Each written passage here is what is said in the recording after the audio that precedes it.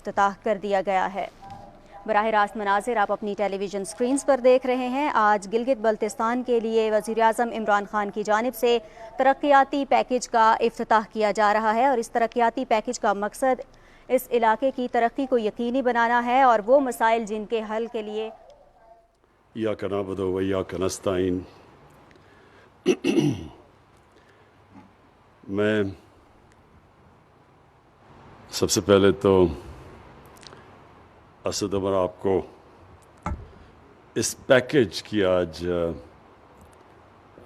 خراج تحسین پیش کرتا ہوں، کیونکہ بڑی دیر سے میں انتظار کر رہا تھا کہ ہم ایک ایسا پیکج دیں گلگت بلتستان کو جو اس خطے میں صحیح معنی میں ڈیولپمنٹ لے کے آئے۔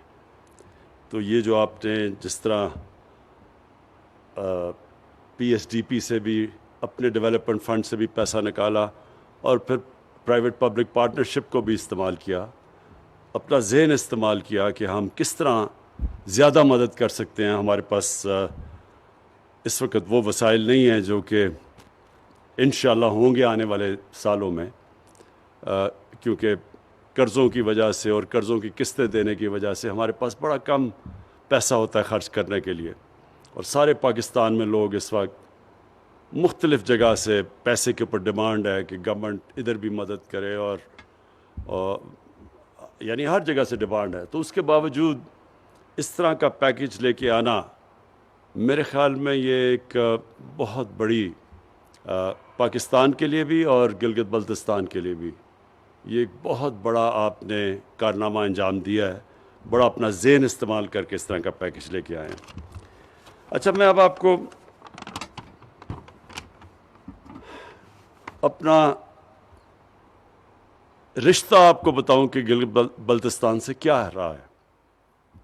میں جب 15 سال کا تھا تو پہلی دفعہ میں اپنے اسکول کے ساتھ یہ سارے علاقے میں آیا، گلگت آیا، اور پھر ان دنوں میں تو سڑکیں ایسی تھیں، مجھے جو سب سے ابھی بھی چیز یاد ہے کہ وہ کبھی مجھے زندگی میں اتنا خوف نہیں آیا جو وہ چھوٹی سی جیپ ایک سڑک کے اوپر چل رہی ہوتی تھی۔ ابھی کاراکورم ہائی وے نہیں بنا تھا، بننا شروع ہوا تھا، لیکن جو سڑکیں تھیں یعنی کبھی آپ نے، میں تو داد دوں گا وہ جو ڈرائیور چلاتے تھے جیپوں والے ان سڑکوں کے اوپر، کہ وہ صرف وہی چلا سکتے تھے، کوئی اور کہیں سے دنیا میں ڈرائیور آ کے ان سڑکوں پہ گاڑی نہیں چلا سکتا تھا۔ اور وہ پھر یہ بھی تھا کہ مجھے یاد ہے ہم جیپ میں جب جا رہے ہوتے تھے تو ہر تھوڑے 1 2 3 میلوں کے بعد نیچے ہزاروں فٹ نیچے ایک ٹوٹی ہوئی جیپ گری ہوئی ہوتی تھی، یعنی اوپر سے جیپ نیچے گری ہوئی ہوتی تو وہ اور خوف آ جاتا تھا کہ پھر اللہ یاد آ جاتا تھا کہ اللہ صحیح طرح واپس بھی لے جائیں۔ تو اور پھر مجھے یہ بھی یاد ہے کہ ہم جب ٹریک کرتے تھے تو جب کسی گاؤں کے پاس آتے تھے، بلکہ ہنزا بھی، کریم آباد بھی چھوٹا سا شہر تھا، تو مجھے یاد ہے وہاں لوگ پھل لے کے باہر کھڑے ہوتے تھے، ہمارا استقبال کر رہے ہوتے تھے، کیونکہ یہاں کوئی آتا ہی نہیں تھا۔ یہ علاقہ بالکل کٹ آف تھا دنیا سے۔ اور یہ جو آپ کہہ رہے ہیں نا کہ ہم مختلف زبانیں ہیں ان علاقوں میں، کلچر مختلف ہے، وہ اس لیے ہیں کہ یہ سارے علاقے ایک دوسرے سے کنیکٹڈ ہی نہیں تھے، کیونکہ سڑکیں اتنی مشکل تھیں۔ مجھے وہاں وہ خاص طور پہ جو سکردو سے جو گلگت کا راستہ ہے، مجھے تب کی بات یاد ہے، وہ لوگ یہ جب کہتے تھے کہ جیسے جو بھی اس سکردو سے گاڑی میں نکلتا تھا گلگت جانے کے لیے تو پہلے اس کی سارا گھر والا آ کر اس کو خدا حافظ کہنے آتا تھا، کیونکہ ان کو لگتا تھا کہ شاید واپس نہیں آئے گا۔ یہ وہ سڑک تھی گلگت، ابھی بھی بڑی خطرناک ہے، اب ہم پیسہ خرچ کر رہے ہیں اس کو ٹھیک کرنے کے لیے۔ لیکن جب میں یہ علاقہ دیکھا اس کے بعد میں دنیا میں گیا، باہر پڑھنے بھی گیا، پھر میں نے دنیا کے بڑے بڑے جو خوبصورت علاقے سمجھے جاتے تھے، سوئٹزرلینڈ، آسٹریا، ان سب علاقوں میں گیا۔ تو جب بھی میں گیا مجھے اس چیز کا فخر ہوتا تھا کہ میرے پاکستان میں ایک ایسا علاقہ ہے جو دنیا میں کوئی اس علاقہ اس کا مقابلہ نہیں کر سکتا، وہ میرا گلگت بلتستان ہے۔ اور اس کے بعد بھی ایک تو میں کرکٹ میں مصروف ہو گیا، گرمیوں میں باہر کرکٹ کھیلتا تھا۔ جیسے ہی میں باہر کرکٹ سے فارغ ہوا تو پہلی چیز میں نے کی، پھر واپس آیا اس علاقے میں۔ اور آپ یقین کریں کہ پاکستان میں جو میرے دوست تھے لاہور سے، وہ آنا ہی نہیں چاہتے تھے۔ ان کو خوف تھا کہ پتہ نہیں وہاں جائیں گے، وہ عجیب سا، کوئی اس علاقے میں آیا ہی نہیں تھا۔ تو میں اپنے باہر سے جو میرے دوست تھے، وہ میرے دوست آیا کرتے تھے یہاں میرے ساتھ، میرے جو لاہور میں بڑی مشکلوں سے کسی ایک آدھ کو کھینچ کے لاتا تھا، باقی یہاں سے آتے ہی نہیں تھے۔ تو باہر سے جب لوگ آئے، میں آپ کو یقین دلاتا ہوں کہ ایک میرا جو بھی باہر سے میرے دوست یہاں جب آئے، سب نے ایک ہی چیز کہی کہ اس سے خوبصورت دنیا میں کوئی علاقہ نہیں ہے۔ تو تب سے میں نے یہ سوچا کہ اللہ نے کبھی مجھے موقع دیا تو جب میں اس علاقے کے لیے کچھ کروں گا، میں صرف اس علاقے کی مدد نہیں کروں گا، میں اپنے ملک کی مدد کروں گا۔ اور میں نے آج سے 30 سال پہلے ایک کتاب، ایک یعنی کافی ٹیبل بک، جس کی تصویروں والی کتاب لکھی، انڈس جرنی اس کا میں نے نام رکھا۔ اور وہ جب میں نے یہ سارا علاقہ، دوسائے، اوپر سکردو، سارے علاقے میں ساتھ فوٹوگرافر کو لے کے گیا تصویریں لیتے ہوئے، تو جب وہ کتاب باہر میں نے جب پبلش ہوئی انگلینڈ میں، تو سارے لوگ دنگ ہو گئے کہ یہ بھی ہے پاکستان۔ یعنی شہروں کا تو پتہ تھا ان کو، لیکن پاکستان کے باقی علاقوں کو کسی کو باہر نہیں پتہ تھا۔ اور کتاب میں نے لکھی اس لیے کہ باہر کے لوگوں کو پتہ چلے کہ ہمارے ملک میں کتنی خوبصورت ہے۔ اور میں یہ بھی آپ کو بتا دوں کہ باہر کے لوگوں کی تو دور کی بات ہے، پاکستان کے لوگوں کو نہیں پتا کہ یہ ملک کتنا خوبصورت ہے۔ ہمارے اپنے لوگوں کو نہیں پتا۔ ہمارے حکمران ساری چھٹیوں کے اندر لندن جاتے ہیں، بچے ان کے لندن رہتے ہیں، ان کو کیا پتا پاکستان کا؟ ساری پراپرٹیز ان کی باہر ہیں، یہ تو پھرے ہی نہیں ہوئے پاکستان میں۔ اس لیے انہوں نے کبھی اس ایریا کا سوچا ہی نہیں، سوچا اس لیے نہیں کہ دیکھا ہی نہیں انہوں نے۔ زیادہ سے زیادہ ایک جہاز میں آ کے یہاں گلگت یا ادھر سے چلے گئے واپس۔ یہ جو باقی سارا علاقہ ہے، کسی کو تو پتہ ہی نہیں اس کا۔ تو جب ہماری حکومت آئی، تب سے ہمارا فیصلہ یہ تھا کہ ہم اس خطے کا جو پوٹینشل ہے اس کو اوپر لے کے آئیں۔ باقی ساری چیزیں ایک طرف، ہاں انڈسٹریل زون بھی ہونی چاہیے، لیکن انڈسٹریل زون بھی صرف ایک ایسی فوڈ پروسیسنگ انڈسٹری کی ہونی چاہیے، کیونکہ آپ کی جو قربانی ہے یہاں، یہ بھی میں آپ کو بتا دوں، دنیا میں میں نے کبھی اس طرح کی قربانی ٹیسٹ نہیں کی جو یہ اس علاقے میں ہے۔ سارے نگر، ہنزا، ایسی کتنی کہیں دنیا میں نہیں ایسی، لیکن وہ لاسٹ نہیں کرتی، آپ اس کو لے جا نہیں سکتے باہر، وہ بڑی جلدی خراب ہو جاتی ہے۔ تو جو فوڈ پروسیسنگ ہے، اس کی بہت بڑی گنجائش ہے، تو اس طرح کی انڈسٹری تو لگ سکتی ہے، لیکن اصل آپ کا پوٹینشل ٹورزم کا ہے۔ اور ابھی چیف منسٹر صاحب نے مجھے پریزنٹیشن دی سوئٹزرلینڈ کا اور گلگت بلتستان کا موازنہ کیا ہوا ہے۔ یہ دگنا علاقہ ہے سوئٹزرلینڈ سے، زمین میں یہ دگنا علاقہ ہے، یہ صرف جو گلگت بلتستان ہے۔ اس کے علاوہ اس علاقے میں جو پہاڑ ہیں، جو خوبصورتی ہے، وہ سوئٹزرلینڈ سے بہت زیادہ ہے۔ آدھے تو دنیا کے جو بڑے اونچے ترین پہاڑ ہیں، 12 یہ جو سب سے بڑی پیکس ہیں، تقریباً آدھی تو اس علاقے میں، گلگت بلتستان اور یہاں۔ تو یہاں جو پوٹینشل ہے ٹورزم کا، کسی کو اس ملک میں اندازہ نہیں ہے۔ میں صرف آپ کو فگر دیتا ہوں، میں نے 2 فگرز دیکھی ہیں کہ سوئٹزرلینڈ ٹورزم سے کتنا پیسہ کماتا ہے۔ تو پہلے آپ یہ دیکھ لیں کہ پاکستان کا جو ساری ہم ایکسپورٹ کرتے ہیں، ساری پاکستان کی ایکسپورٹس مشکل سے $25 ارب ہے، اور ماشاءاللہ ہمارے دور میں اب یہ بڑھ رہی ہیں ایکسپورٹس۔ سوئٹزرلینڈ صرف ٹورزم سے 60 سے 80 ارب ڈالر کماتا ہے۔ تو آپ یہ سوچیں کہ اگر وہ آدھا ہے ہمارا گلگت بلتستان سے، اگر ہم اس کو ڈیولپ کر لیں، تو آپ سوچیں کہ میں کہتا ہوں کہ آپ کا تو فائدہ ہوگا ہی یہاں، لیکن ہمارے ملک کا کتنا فائدہ ہوگا، سارے پاکستان کا کتنا فائدہ ہوگا؟ ہمیں فارن ایکسچینج ملے گا، آپ کو روزگار ملے گا، خوشحالی آئے گی۔ تو دونوں کے لیے تو یہ جو ہم پیکج لے کے آئے ہیں، یہ صرف آپ کی بھلا کے لیے، آپ کے لیے بہتری کے لیے نہیں لے کے آئے، یہ سارے پاکستان کے لیے لے کے آئے ہیں، کیونکہ اس کا فائدہ سارے ملک کو ہوگا۔ جب گلگت بلتستان اپنی آپ کو ٹورزم کے لیے تیار کرے گا، صحیح معنی میں ڈیولپمنٹ ہوگی، سارا فائدہ سارے ہمارے ملک کو ہوگا۔ اور میں آج ایک داد دینا چاہتا ہوں، میرے سے بڑے بڑے غلط فیصلے بھی ہو جاتے ہیں، میں ٹکٹس دینے میں بھی، میں جب دیکھتا ہوں ماضی میں تو میں سمجھتا ہوں میں نے بڑی بڑی غلطیاں کی پارٹی کے ٹکٹس دیتے ہوئے۔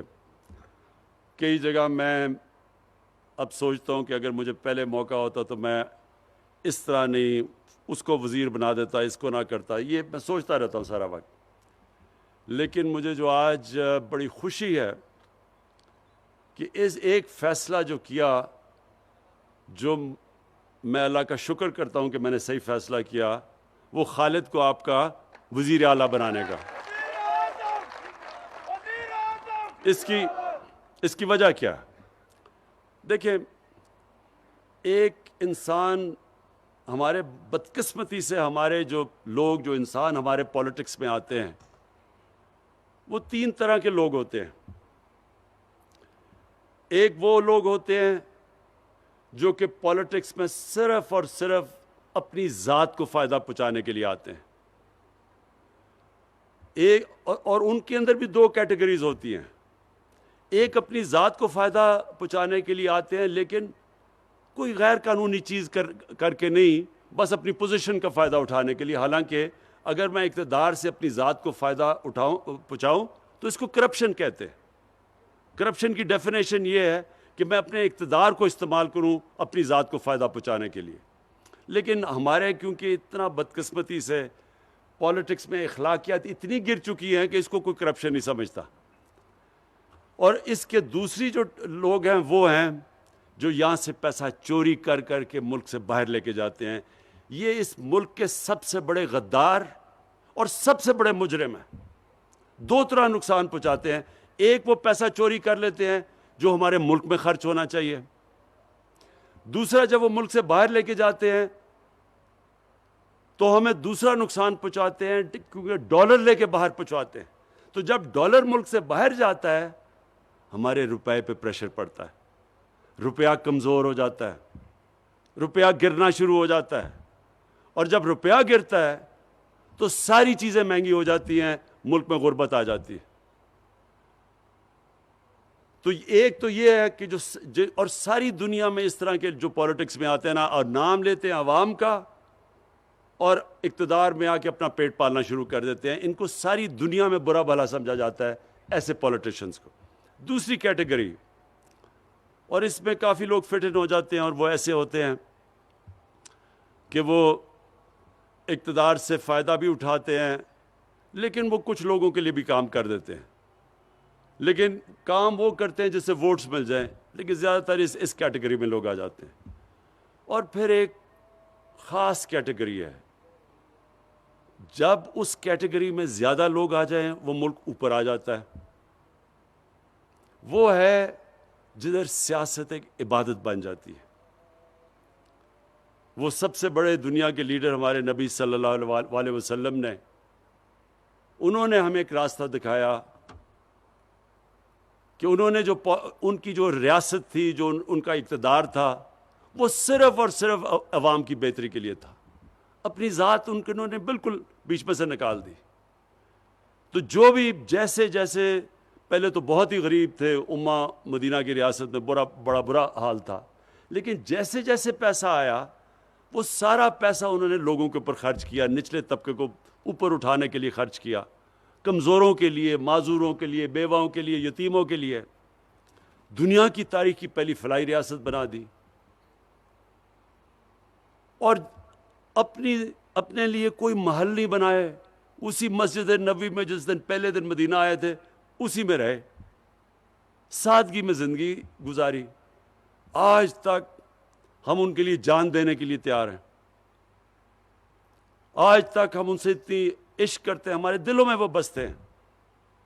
ساری زندگی آنے والی دنیا کے لیے انہوں نے بتا دیا کہ اصل میں اقتدار جب آپ کو ملتا ہے تو کتنی بڑی ذمہ داری ہے آپ کی. اور ہر آدمی, جس طرح جب حضرت عمر خلیفہ بنے تو انہوں نے کہا کہ اگر ایک کتا بھی میری ریاست میں بھوکا مرتا تو میں ذمہ دار ہوں. مطلب یہ کہ جو غربت ہے, جو لوگ تکلیف میں ہیں, یہ بہت بڑی ذمہ داری ہوتی ہے اقتدار میں آنے والے لیڈر کے لیے. تو مجھے جو چیز پسند آئی خالد کے اندر, میں نے اس کے اندر جنون دیکھا ہے کہ یہ سارا وقت سوچ رہا ہوتا ہے کہ کیسے اپنے علاقے کے لوگوں کی یہ مدد کرے, کیسے اپنے علاقے کو بہتر کرے. اس لیے ہم جب ہمارے پاس یہ پروپوزل لے کے آتا ہے تو ہم پھر پوری اس کی مدد کرتے ہیں, کیونکہ ہمیں پتہ ہے یہ اپنے لوگوں کا سوچ رہا ہے. ہم اس کو کیسے پیسہ دیں جو ہمیں پتہ ہے کہ اس نے آدھے کمیشنز کھا لینی ہے یا باہر پیسہ بھیج دینا ہے. تو جب ہمیں یہ پتہ چلے کہ ایک ایسا لیڈر ہے اور اس کی کابینہ ایسی ہے جو اپنے لوگوں کا سوچ رہی ہے, تو یقین کریں کہ یہ تو ہم نے شروعات ہی کی ہے نا 370 ارب کی. 5 سالوں میں جو 370 ارب اس علاقے میں کبھی اتنا پیسہ نہیں خرچ ہوا پہلے.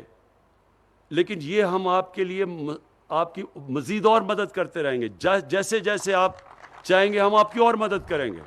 میں آج آپ کے سامنے پیشن گوئی کرتا ہوں. خالد, آپ صحیح طرح ٹورزم کو سنبھال لیں.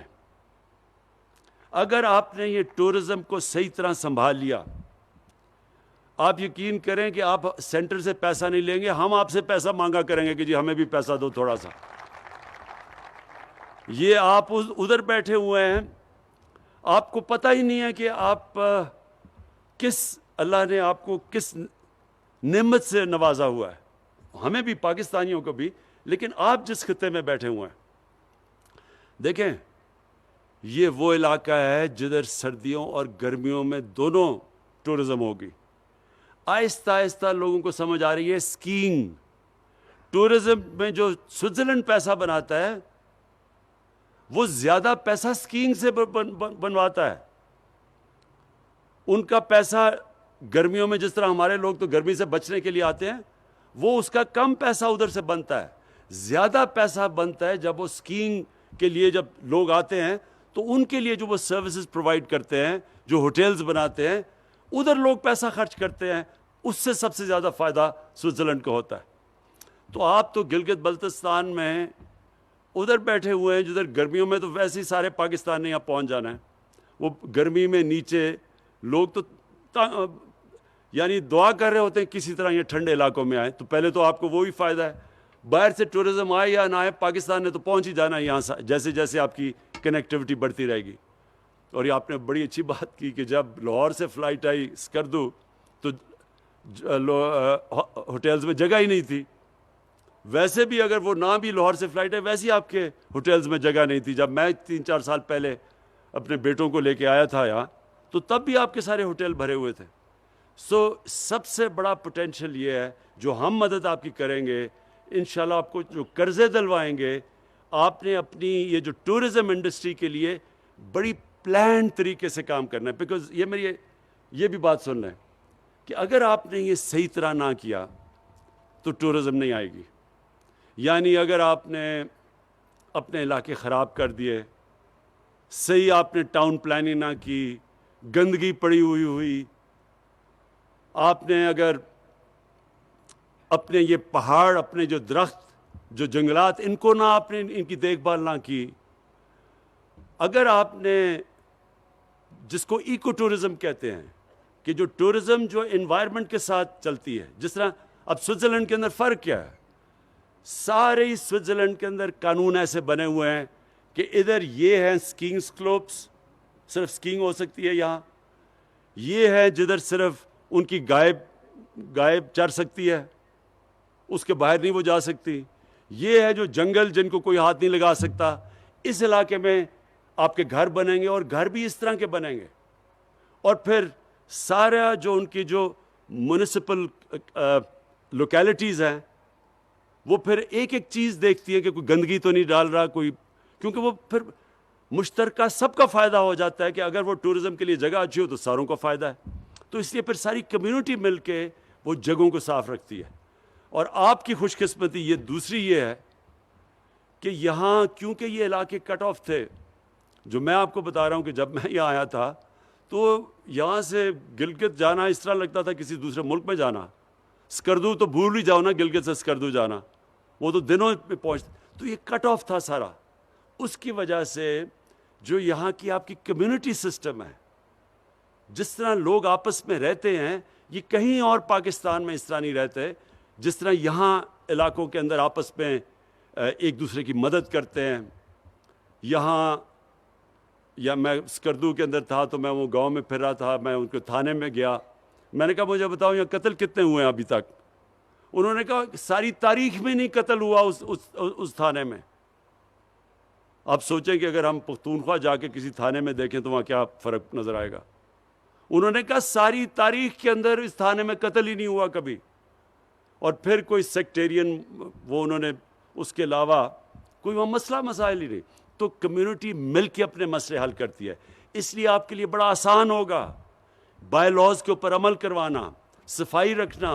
टूरिज़म के लिए आप अपने गाँव को और अपने जो इलाके हैं इनको बचा के रख सकते हैं आप, क्योंकि आपके पास वो कम्युनिटी है। और इंशाल्लाह आपके जो लोकल गवर्नमेंट इलेक्शन होंगे उससे आप एक सही माने में एक सिस्टम बना सकते हैं जो कि इस सारे इलाके को बचा सकता है। और हम ये जो प्रोजेक्ट्स हैं, मैं सिर्फ आपके लिए ये अनाउंस ज़रूर करना चाहता हूँ। 370 अरब का 5 साल में पैकेज है। हाइडल पावर जनरेशन और लोकल डिस्ट्रीब्यूशन नेटवर्क, उसके लिए अभी असद उमर ने अनाउंस किए सारे फंड्स। टूरिज़म के साथ कनेक्टिविटी, जो कनेक्टिविटी है वो बड़ा इंपॉर्टेंट है। उसमें जो हम कोशिश कर रहे हैं अब आपके लिए आसान करने के लिए, वो जो बाबू सर की वो जो टनल है जो जिससे सारा एक और मिल जाएगा, यानी अगर लैंडस्लाइड भी आती है तो आपके पास ऑल्टरनेटिव रूट होगी। फिर यूथ स्किल्स और स्कॉलरशिप्स, ये बड़ा ज़रूरी है अपने नौजवानों के ऊपर इन्वेस्ट करना, वैल्यू ऐड करना। और हेल्थ, सारा जो आपका हेल्थ सिस्टम है इसकी सबसे ज़्यादा ज़रूरत है कि इसकी अपग्रेडेशन करनी।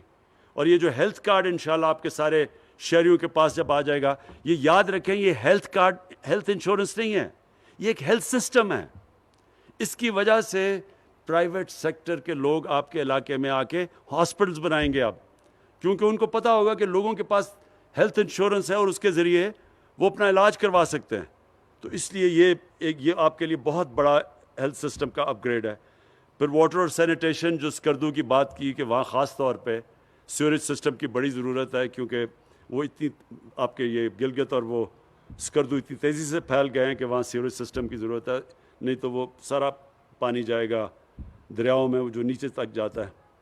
और फिर स्मॉल और मीडियम इंडस्ट्री, देखिए जब आप इंडस्ट्रियलाइजेशन की बात करते हैं ना कि सीपैक पे इंडस्ट्रियलाइजेशन हो, इंडस्ट्रियलाइजेशन भी वो बड़ी यानी वो वसी एक चीज़ है इंडस्ट्रियलाइजेशन। उसके अंदर स्मॉल और मीडियम इंडस्ट्री जो है वो यहाँ कामयाब होगी, जिसके अंदर मैंने आपको कहा कि ये जो आपकी फूड प्रोसेसिंग है और इस तरह की, तो इंशाल्लाह वो भी उसमें भी पूरी मदद करेंगे। और फिर जो आपका इंफ्रास्ट्रक्चर है उसकी एक्सपेंशन, आपके एयरपोर्ट्स को बड़ा करें ताकि बिल्कुल ठीक आप कह रहे हैं यहाँ डायरेक्ट अब स्कर्दू में इंटरनेशनल फ़्लाइट्स आया करेंगी। कोशिश करते हैं, मुझे गिलगित में काफ़ी मुश्किल लग रहा है, लेकिन हम कोशिश करेंगे कैसे आपकी मदद कर सकते हैं कि यहाँ भी फ़्लाइट्स डायरेक्ट आ सके। अभी तक तो सिर्फ स्कर्दू जा सकती हैं।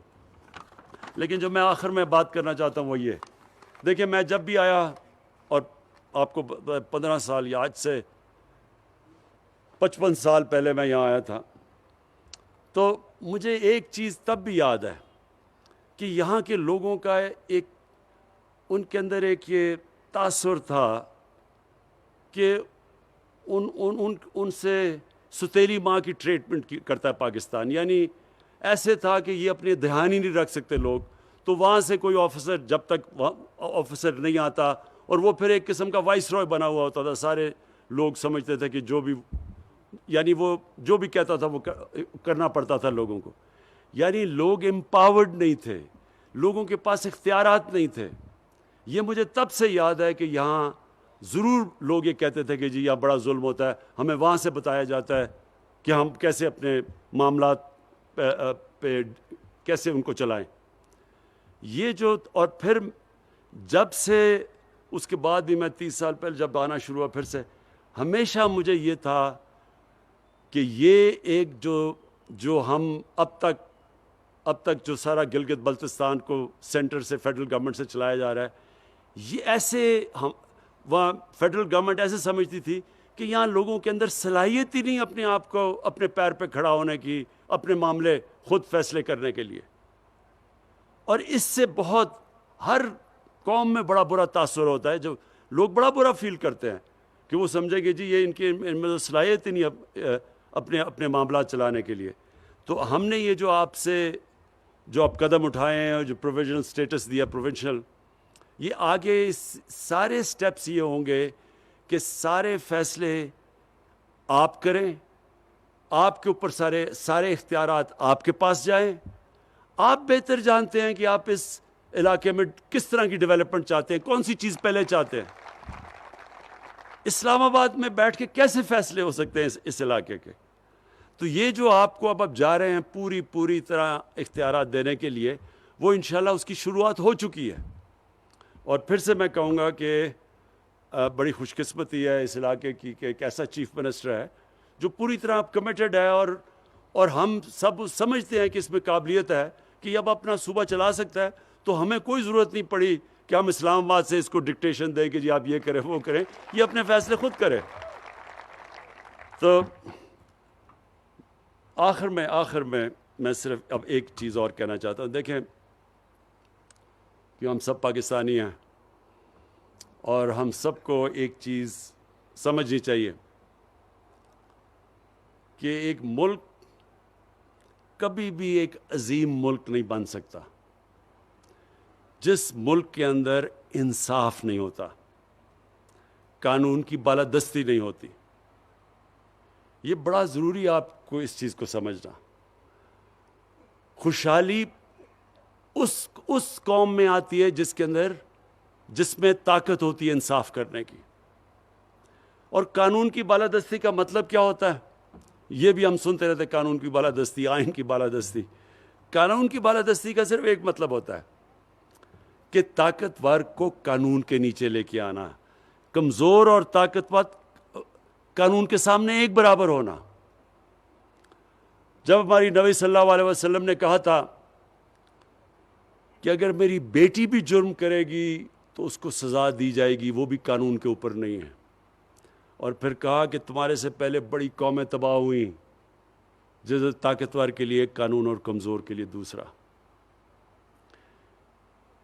یہ اپنے ذہن میں ڈال لیں کہ جو قوم جس میں اخلاقی جرأت نہیں ہوتی طاقتور کو قانون کے نیچے لانے کی، وہ کبھی خوشحال نہیں ہو سکتی. کیونکہ جو چھوٹا چور چوری کرتا ہے وہ تو جس کی چوری کرتا ہے اس کو نقصان پہنچاتا ہے. لیکن جب آپ کے طاقتور چوری کرتے ہیں، ملک کے سربراہ، وزیر اعظم، وزیر، جب تکڑے لوگ، طاقتور لوگ چوری کرتے ہیں، وہ ملک کو تباہ کر دیتے ہیں. کیونکہ وہ جب چوری کرتے ہیں، وہ تو چوری کرتے ہیں اربوں میں. اب وہ جب اربوں میں چوری کرتے ہیں، وہ اربوں روپیہ اپنے بستر کے تو نہیں چھپا سکتے، لہٰذا اس کو ملک سے باہر بھیجتے ہیں. اور یہ ہمارا ہی نہیں، یہ ساری دنیا کے اندر غریب ملکوں کی یہی داستان ہے.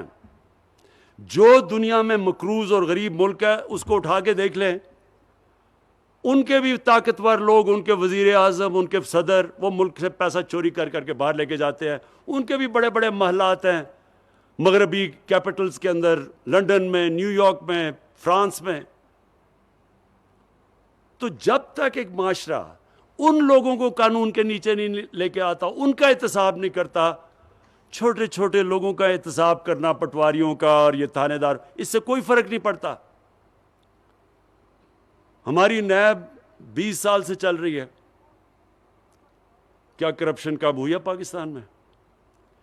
صرف اب نیب نے بڑے بڑے لوگوں کے اوپر ہاتھ ڈالا ہے. یہ صرف ہمارے دور میں، ہمارے دور سے پہلے کبھی نیب نے بڑے لوگوں کو ہاتھ نہیں ڈالا. اور یہ اب پاکستان کی انشاءاللہ ہماری خوشحالی کے لیے، ہمارے بچوں کے مستقبل کے لیے اب ایک ایسی سٹرگل اور جد و جہد چل رہی ہے. جب بھی ہم جیتیں گے، طاقتور کو قانون کے نیچے لے کے آئیں گے، یہ وہ ملک بنے گا جو آج سے 70 سال پہلے بننا چاہیے تھا، جو آج سے 50 سال پہلے بن رہا تھا. یہاں تیزی سے ہم سارے علاقوں میں ہم سب سے تیزی سے اوپر جا رہے تھے.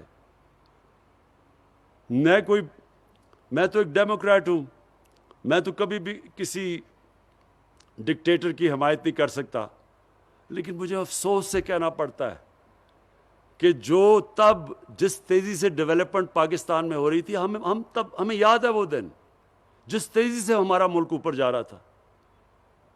اور وہ ہمارا ملک صرف اس لیے اوپر نہیں گیا کہ جو حکمران آئے انہوں نے بجائے عوام کا سوچنے کے اپنے پیسے بنانے شروع کر دیے. تو یہ ہے ہمارے اب سٹرگل، اور یہ ہے جد و جہد.